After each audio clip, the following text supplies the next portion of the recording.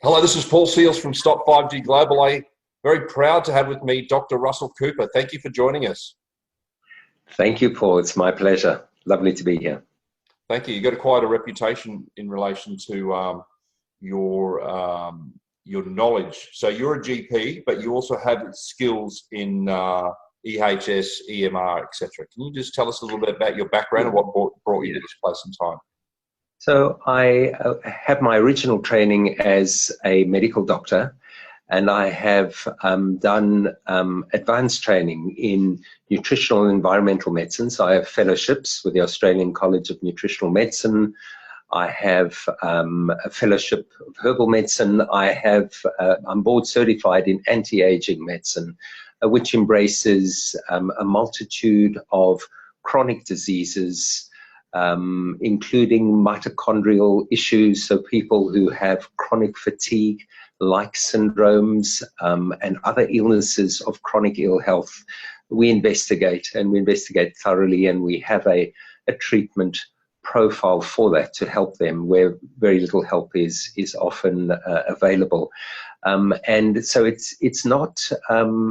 It comes as no surprise that I find I have a lot of people who are coming to me with chronic ill health as a result of exposure to electromagnetic radiation sources. That could be their mobile phones, or it could be living close to a wireless base station. It could be the Wi-Fi router in the classroom or at university, or it could be the smart meter in the back of their house or nearby where they are living, and they start developing ill health, and it may be neurological symptoms like headaches and cognitive problems, or it could be just a lack of energy. It could be actual skin conditions like a sort of eczematous skin eruption as a result of being exposed to radiation, which they obviously can't see and may not even know they are being exposed at the time. And often presenting to their GP, the GP treats on what they see and, cortisone creams and what have you, but that doesn't change the underlying condition. So investigating this a lot further, we're now realizing that all of us, even though within the Australian standard we have a degree of protection from ionizing radiation, we basically have no protection whatsoever from non-ionizing radiation, and multiple sources of that.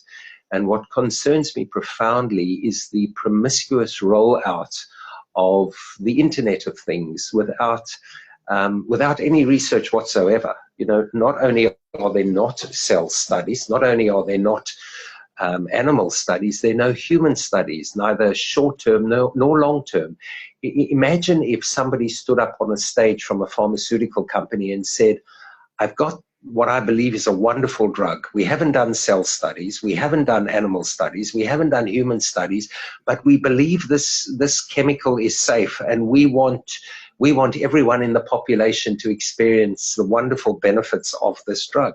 Well, truly, nobody is going to even go anywhere near that, because that is grossly unsubstantiated data. Well, it's lack of data, and the same thing really applies in this context. We are being basically hoodwinked into swallowing, being told by our authorities that as long as we're under the Alpanza standard, any radio frequency electromagnetic radiation devices that are emitting radio frequency are safe for us. And this is not necessarily the case.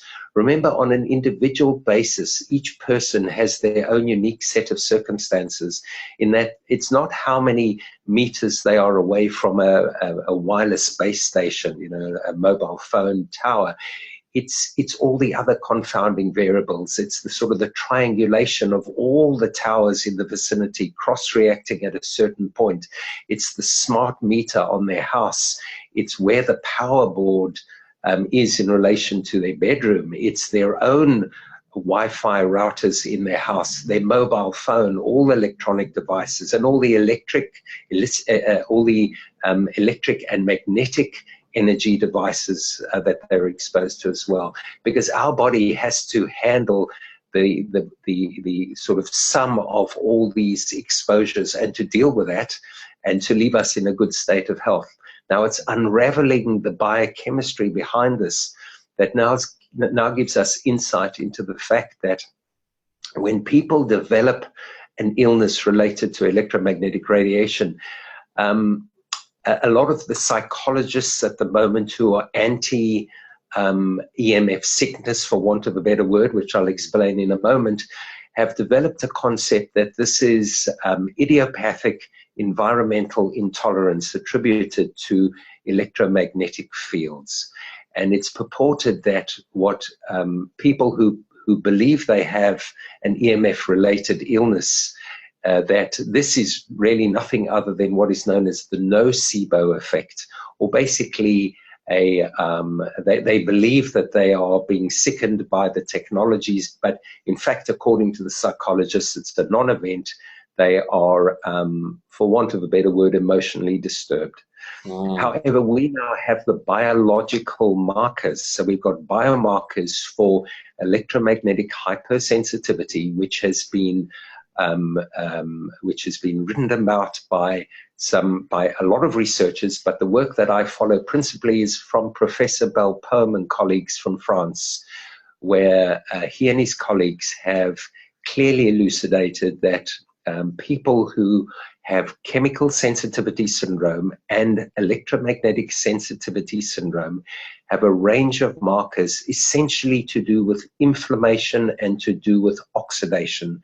So these people who have the symptoms that I described earlier of headaches, of neurological dysfunction, be it poor sleep, or be it cognitive problems, or be it tinnitus, or be it eye strain, or be it ear problems, that these people have neuroinflammation and neurooxidation basically in the brain, and we now have markers for that. And the markers are fascinating. They look at the increased permeability of the blood-brain barrier. So normally the brain is sacrosanct in the carapace, and sacrosanct not only from the outside world, but from the very body itself. So when we lose blood-brain barrier permeability, as is seen in people who have traumatic brain injury, then poisons from the body can actually damage the brain and brain structures.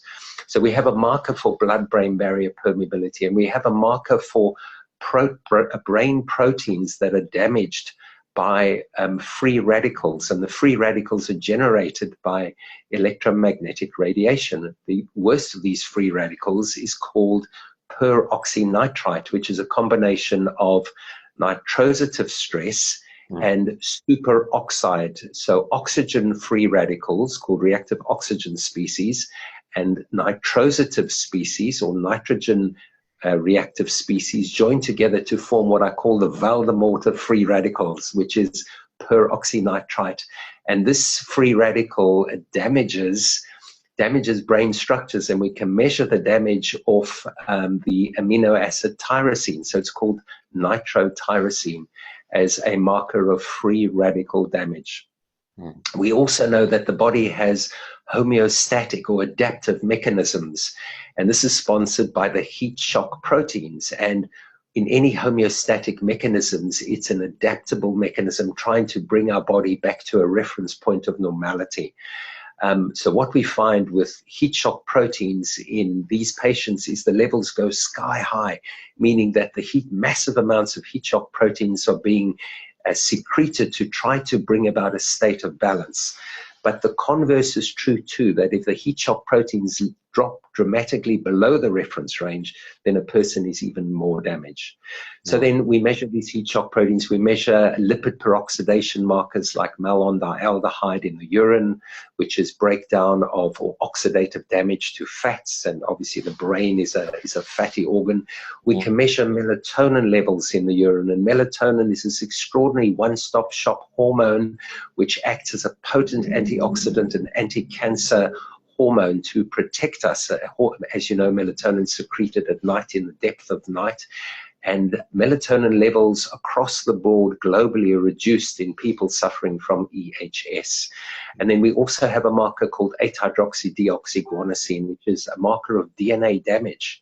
So actual parts of our DNA are broken and shed in the urine, and this can be measured So accelerated beta-hydroxydeoxyguanosine is a sign of accelerated oxidative damage to our DNA. Now remember, this can lead on to a most sinister condition, a condition that we all fear and fear with trepidation, and that's cancer.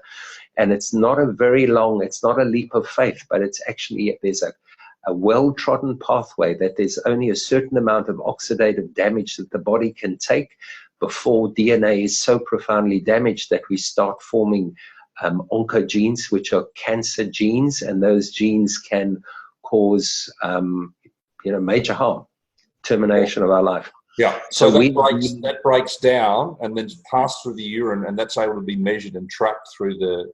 Correct. So we can measure in blood and we can measure in the urine. And there were fascinating studies on rats exposed to a standard Wi-Fi router, 2.45 gigahertz for, I think it was 60 hours. And these rats had massive amounts of 8-hydroxydeoxyguanosine in their urine.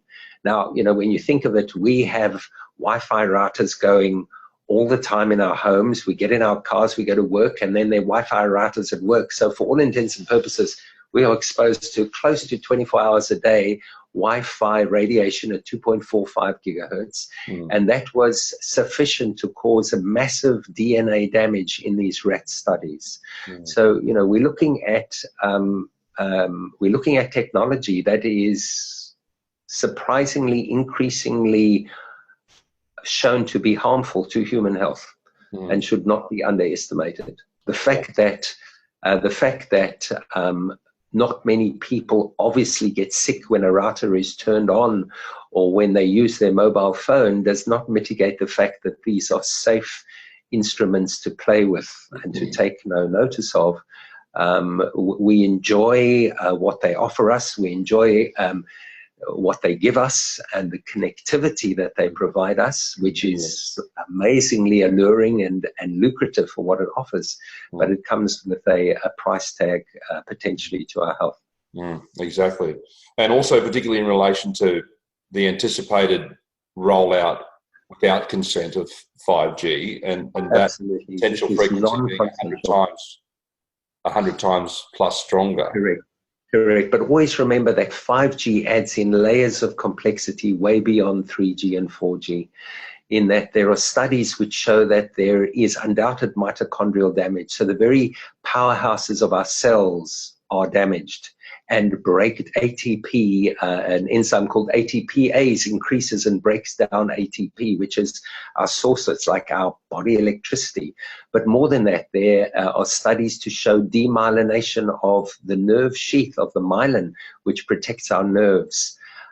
In fact, it was back in 1977 that Russian researchers, this interesting study, which was only recently released by the CIA, and one has to wonder what the CIA is doing with 5G research, or then it was just known as millimeter wave research, because obviously these are millimeter wave band, this is in the millimeter wave band, that it was shown that these effects were occurring and that people developed or not people, but animals, mice and rats developed what they then called was radiation sickness. But different from nuclear radiation, which is obviously ionizing, this is non-ionizing radiation, but it is by no means safe. And we should never believe that because it's non-ionizing, we are protected from harm. There are also other studies which show that 5G results in, even though it doesn't penetrate much beyond the skin, it's what it does in the skin that is the problem. And what it does in the skin is that it can evoke the sweat glands to become micro antennae. That's known as helical antennae, to promote the actual radio frequency through the body.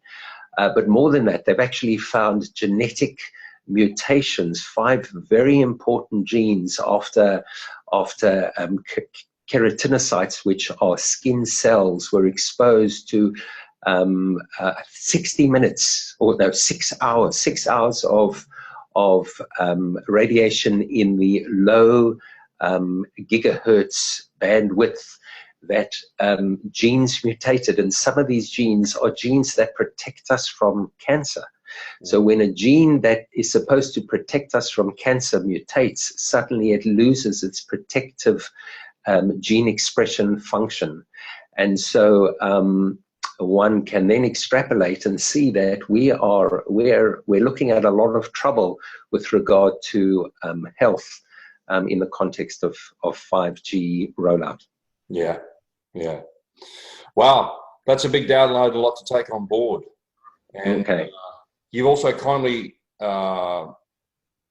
accepted our invitation to join us at the 5G Health Symposium. It will be a pleasure, Paul. I'll be in South Africa at the time, just off to a long-awaited climb in one of the big mountains there that I had organized many months ago. But I will, yes, just before I go off on my trip, I'd be happy to join the meeting, the gathering, and share. And just in closing as well, before we sign out, I know a lot of people in the community, internationally, but also in Australia, are very concerned about trying to find doctors that have some experience and knowledge of EHS, EMR issues. I mean, how do they go about? What's in short? What's your suggestion about people trying to find? Well, I mean, obviously start with your local friendly GP. You've got to start somewhere. So start with your GP and see how much mileage you get from him or her. And if that is not forthcoming, then one might look at some of the integrated medical organizations, and there are a number of them. And because these are doctors who are trained in integrative medicine, anti-aging medicine, nutritional and environmental medicine. And these are the sort of the doctors that are more than likely going to be more open and more skilled in helping patients with symptoms related to exposure to electromagnetic radiation. Fantastic. Okay, thank you for making your time available to speak with us today. Good luck in your travel to South Africa, and thank you again for joining us. We look forward to you tuning in and joining us on Sunday the 7th of July at the 5G Health Symposium. Excellent, Paul. Thank you very much. Dr. Russell Cooper, thank you. Bye. Bye.